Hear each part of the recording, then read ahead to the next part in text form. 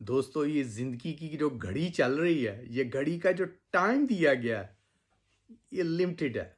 किसी भी टाइम ख़त्म हो सकता है। आप ख़त्म हो सकते हैं, मैं ख़त्म हो सकता हूँ या वो घड़ी का टाइम ख़त्म हो सकता है। घड़ी का टाइम इस तरह कि यीशु की दूसरी आमद का टाइम बहुत नज़दीक है। वो किसी भी टाइम ख़त्म हुआ, तो जो उसे कबूल नहीं करेंगे, वो ज़ीरो पे रह जाएँगे और जो उसे कबूल करके ईमानदारी में मज़बूती के साथ खड़े रहेंगे, मर जाएँगे ईमानदारी के साथ, वो हीरो हो जाएँगे।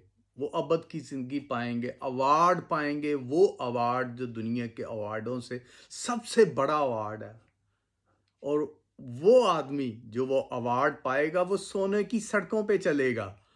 और दोस्तों, जो वो अवार्ड नहीं पाएगा, जो शैतान ने अवार्ड देना है, खौलती आग होगी। शैतान के अवार्ड से बचें, यीशु का अवार्ड अपनाएं दोस्तों। तौबा करें, गुनाह बख्शाएं, ईमानदारी के साथ चलें।